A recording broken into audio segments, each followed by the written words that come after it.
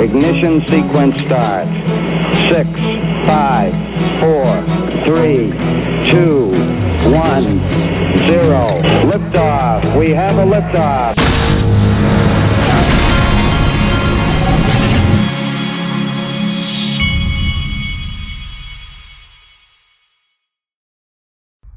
Hey everybody, this is the Digital Asset Investor, and look, I'm showing you this tweet for no other reason than because I hope that this person is right, because if Bitcoin is ready for a massive bull run, then that means all the rest of it is too.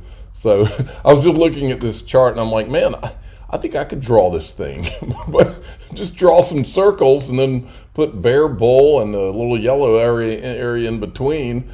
I don't know if this thing has any substance whatsoever. I just thought it was a good looking chart, and I hope he's right. Now I wanted to relay a story. This is a true story. This happened to me today. I had a HVAC guy out working on my air conditioning system. The fan went out, and so he was having to replace the fan that blows the cool air through your house. And so the guy he was just a nice guy, and at the end of it he asked me what I did, and I was telling him about how I do YouTube videos and all this. But every time somebody asks me and I talk about crypto like that, I usually say Bitcoin because everybody knows what Bitcoin is, and if you say XRP, then that's a much longer conversation, and they may not understand what you're talking about in a short conversation. So I just say Bitcoin and crypto, and they always say, "Oh yeah, I know Bitcoin." So anyway, but then the guy's sitting there listening to me talking about Bitcoin and crypto in general, and then out of nowhere he says, "Well, I own this one called XRP," and he's asking if I know anything about that, and I was like, "Wow." And then I asked him, I said, how did you get into XRP? Because he had never heard of me.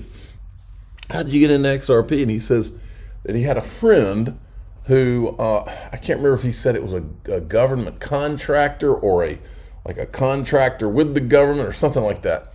But he said that the guy, his buddy, told him that there was some huge military contract having to do with XRP.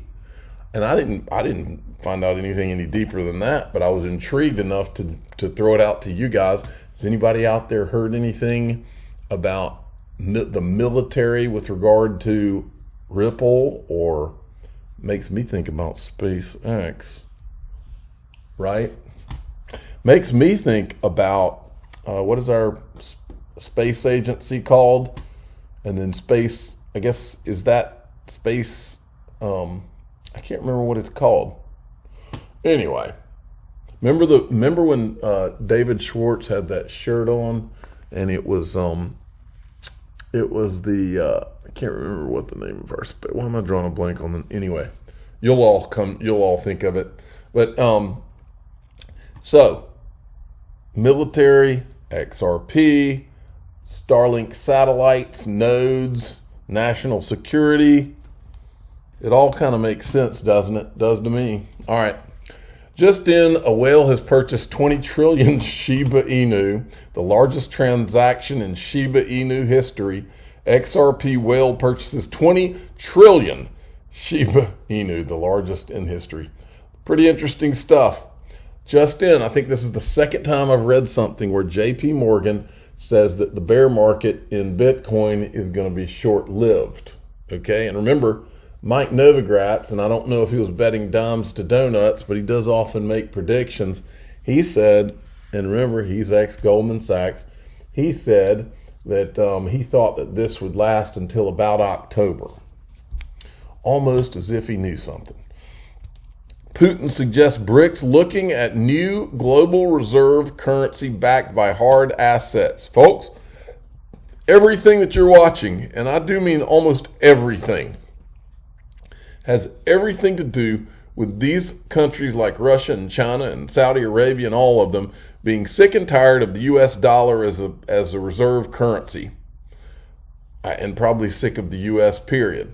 And so everything we're watching, including digital currency, the digital yuan, the digital ruble, all this talk, cryptocurrency in general, everything including, in my opinion, digital currency wars at Harvard University 2 or 3 years ago that Gary Gensler took part in, including the regulatory landscape and the slow playing all of this. Everything has to do with this. And don't you think for a minute that the United States did not see that this would be coming down the road. It's too important. Way too important. Okay? This is everything. And then this, I think, is pretty fascinating and funny. The dollar's prime international status remains unchallenged according to the New York Fed study, despite challenges from sources including geopolitics and technologies like digital currencies. So since the New York Fed says so, the U.S. dollar status is completely unchallenged. Nothing to see here. And then this from Judy Shelton. Look at this. I like the idea of a gold-backed currency. It could even be done in a cryptocurrency sort of way, a unified money system. So when you talk about the international marketplace, everyone is playing on a level monetary playing field, and that was Judy Shelton. And then she retweeted it and said, yes, I do, because they're asking if she still likes this idea. All right, John Deaton, what are the 4 things Jeremy Kauffman and Brad Garlinghouse have in common? They're CEOs of companies involved in blockchain. They incorporated in the USA. They cooperated by providing transparency with all token sales. Their companies were sued by the SEC and Jeremy Kauffman from Library Ads without ever receiving a single sentence of feedback as to what we could do differently. How about that? Now, check this out. This is a great clip from Weezy. He's the one responsible for, remember the letter that was in Joseph Lubin's pocket? Remember that letter? This guy right here, Steven Narioff, is the guy who was responsible for that. And you remember we had a video of him on stage bragging about how he got on the phone with Joseph Grunfest, okay? He gets on the phone with Joseph Grunfest, and he's talking about his idea for calling Ethereum a fuel. And then he thinks Joseph Grunfest is going to laugh at him, and he says, no, I like that idea. I'll take that back to the SEC. Then Grunfest calls the people at the SEC, and they all work it out and said, oh, we love that. And that's how they came up with this. This was before the Ethereum ICO. That's how they rationalized letting Ethereum do their ICO. All this was done behind closed doors, folks. So listen to this. I'm Jeff Pulver, and sometimes I'm Steven's spokesperson, because what he did not mention is that he's the one who legally defined what an ICO is. He created the killer app for Ethereum when he actually created the ICO. He's the one responsible for getting the letter that said that Ethereum was not a security. It's all him. You could thank the entire multi-billion-dollar industry on his shoulders, because he created that. All right. Now, watch this. So James Phelan put this out today. 2 attorneys from Kellogg Hanson have filed motions to be admitted to represent Ripple. So I guess when new attorneys are added to the lawsuit, they have to apply with the court or whatever, and this is how they get in. And he included their biographies, okay? Here's the biography of this lady named Kylie Kim, and then it's this other guy, Clayton Mastermind. Well, here's what caught my attention, is hers. What have I been saying that this Ethereum free pass was all along? An antitrust. This was a monopoly attempt, folks. They wanted to get a monopoly by giving Ethereum the free pass and holding everything else off. They wanted to give Bitcoin and Ethereum a monopoly. Give Ethereum a monopoly for token issuance, for DeFi, and for being a commodity in general. This way, all the token issuance could be on Ethereum. This is what they tried to do, folks. And then block the rest of the industry out. That's what this was. But you don't have to take my word for it. So I put it here this is what this has been. Folks, if I'm Ripple, and these people, the SEC, they've been doing nothing but bullying all these different companies, whether it's Library or Ripple or anybody else in this industry. They've been bullying all companies that are not Ethereum, okay? If I am them, I go back at I don't know, I'm not a lawyer, I don't know how this works, but I go back. You want to fight fire with fire, you go back with antitrust and you rile everybody up. That is what this is, folks. This was an attempt. This was no different than all those people going and sitting at a table at Jekyll Island and forming the Federal Reserve, which is nothing more than a monopoly on money that was put together by the 4 or 5 wealthiest families in the world. This is the second attempt at that, and they didn't have social media to keep them in check the first time. This time they did, and so we have their own words. You watch this. The first part's Milton Friedman. Ask yourself, where do monopolies come from?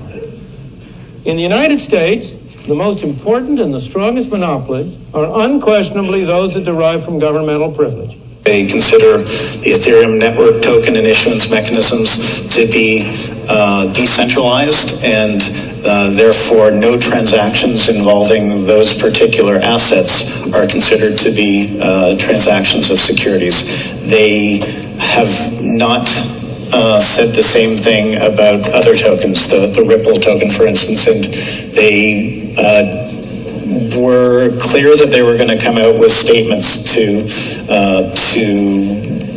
sort of assess these different tokens, and I believe they've made all the statements about decentralization that they're going to make. What private monopolies there are that have been able to maintain themselves over any long period of time without government assistance, period. And the second was the New York Stock Exchange. Not more recently, because since 1934 it's had the help of the SEC. Which islands were we going to buy, and what were we going to do with these hundreds of millions of dollars that people were going to drop on us? So I drove lots of the legal work. We got a piece of paper in our pocket before we actually launched the token sale. But almost every other case, you have temporary monopolies develop, and if the government doesn't come in to shore them up, they fall to pieces. The SEC has been very clear that, I guess Jay Clayton, Commissioner Clayton indicated that they wouldn't grandfather anybody, that big surprise, they're going to enforce securities law. We happened at a moment in time when securities regulators around the world were not watching, and we became sufficiently decentralized. I don't think Ether is decentralized. I think it's fully functional, but I don't think it's decentralized. But the chairman, the division director said it's decentralized. So, hey, look at the metrics for Ether. And, hey, you do a little better than that. Hey. Then why is it Ripple? Yeah. And you can go down the line and find that one hypothetical monopoly case after another derives from governmental assistance. And That's exactly what's going here, folks. This is antitrust, if there ever was antitrust. And if I'm Ripple and I'm being sued, and again, I'm not an attorney and I don't know how all this works, but that's what I'm shouting from the freaking rooftops to get the SEC to come to the table with me. I'm saying my attorneys are in there saying, look, we're gonna start screaming this antitrust from the rooftops unless you guys back off of us and give us some clarity like you did Ethereum. We're gonna go out there and start talking antitrust, and you don't want that. That's what I'd be doing. But what do I know? I'm just a YouTuber. I'm the digital asset investor. I'm not an investment advisor. This is for entertainment purposes only. Please subscribe, hit the like button, and tell your friends and family that Ripple has just hired someone who has particular experience in antitrust. Thank you for listening.